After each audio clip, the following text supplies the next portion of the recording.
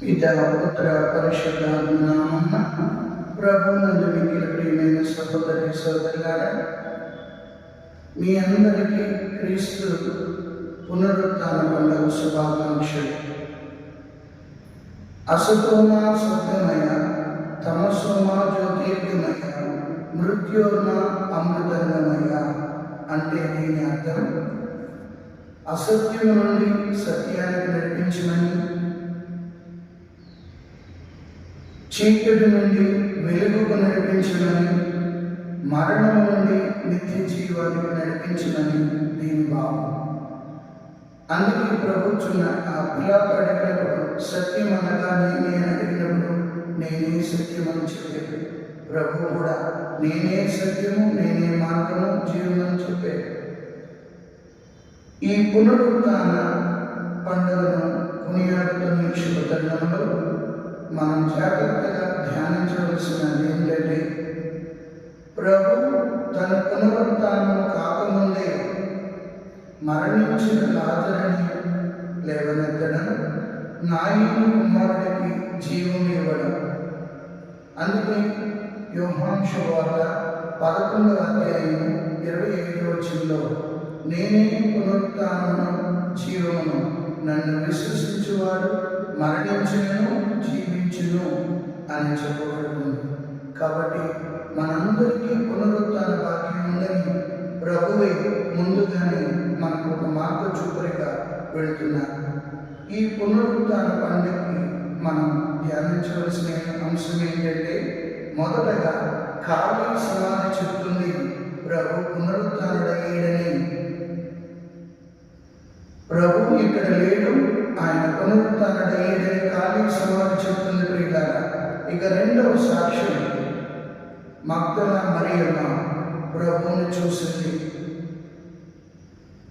ఆ మగ్దల మరియమ్మ ఆదివారం తెరతల వారం నుండి ప్రభువుని చూడాలని ఆశతో వెళ్ళి ఆ ఖాళీ సమాధిని చూసి ఆశ్చర్యచకితురాలవుతుంది. అప్పుడు ఆవిడ ఏడుస్తుంది, నా ప్రభువుని ఎవరు ఎత్తుకుపోయారండి. ప్రభు అక్కడ కనబడి మరియా అని పిలుస్తారు. హీబ్రూ భాషలో రబ్బోని అంటే బోధకుడాన్ని పిలుస్తుంది. సో నీకు వెళ్ళి నా సోదరులకు చెప్పుము, నేను పునరుత్థానమయ్యానని. కావున ఖాళీ సమాధి చూసినప్పుడు నాకు చెప్తుంది ప్రభు పునరుత్థానుడయ్యాడని. రెండవది మగ్దల మరియమ్మ సాక్ష్యం మనకు చెప్పబడుతుంది.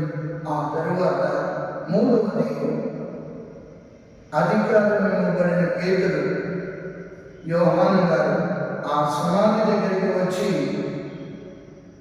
ఆ తుండుగుడ్డను చూసి నిజమే ప్రభు పునరుత్థానమయ్యాడు అని చెప్తున్నారు.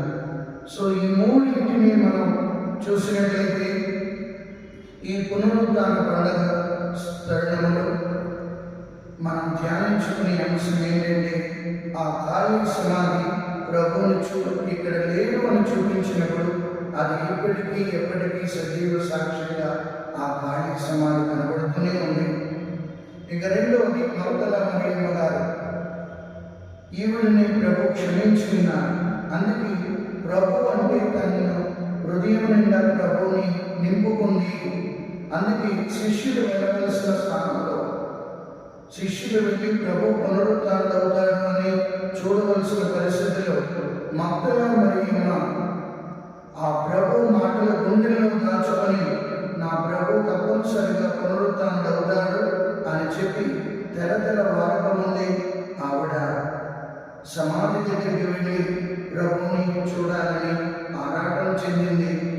ఆవిడ ఆరాటానికి తగ్గట్టుగానే ప్రభు దర్శనమిచ్చి పునరుత్థాన క్రీస్తు తొలి దర్శనం కలిగింది మగ్దల మరియమ్మకి. కావున ప్రియులారా, ఎవరైతే ఎక్కువగా ప్రేమిస్తారో ప్రభుని, వాళ్ళు దేవుని యొక్క వరాలకి ప్రీతిపాత్రులుగా మారుతారు. ఈ భాగ్యం యాక్చువల్గా చూసినట్లయితే పేతురు గారికి దొరకాలి. ఎందుకంటే సంఘ పెద్ద కాబట్టి, తిరుసభ పెద్ద కాబట్టి. కానీ మగ్దల మరియమ్మ గాఢంగా ప్రభువుని ప్రేమించింది. అందుకే ఆ ప్రేమమైన క్రీస్తుని పునరుత్థానుడైన క్రీస్తుని కనులారా కాల్చగలిగిన గొప్ప ధన్యతను పొందుకుంది. కావున మనం ఈరోజు ఈ పునరుత్థాన పండుగను కొనియాడుకునే తరుణంలో నీవు నేను ఎంత కాలంగా దేవుని ప్రేమిస్తామో అంతగా దేవుని యొక్క వరాలు పొందుకుంటాం, దేవుని యొక్క అనుగ్రహాలకి ప్రీతిపాత్రులుగా మారుతాం. ఇక మూడవది సంఘ పెద్ద అయిన పేతురు గారు ఇచ్చిన సాక్ష్యం. నిజమే, ప్రభు పునరుత్థానుడయ్యాడు అని పేతురు యోహాను గారు ఇచ్చిన సాక్ష్యం మనకెంతో ఆదర్శనీయంగా ఉంది. కావున ఈ పునరుత్థాన పండుగను కొనియాడటానికి సిద్ధపడిన మనం ఈ తరుణంలో ఆ పునరుత్థాన క్రీస్తు మొదటగా మనందరినీ దీవించాలి అంటే ఆయన్ని మనం విశ్వసించాలి, ఆయన మనం ఆరాధించాలి, ఆయన ప్రేమతో వెతికే వారికి దొరుకుతారని ఈరోజు పట్టణాలు తెలియజేస్తున్నాయి. ప్రేమిందాం ప్రభుని, ప్రేమ ద్వారా ప్రభుని కనుగొన్నాం. ఆ ప్రభు ఇచ్చే ప్రేమను సర్వజనాలకి పంచుతాం. పితా, పుత్ర, పవిత్రాత్మ నామమున మీ అందరికీ మరొకసారి పునరుత్థాన పండుగ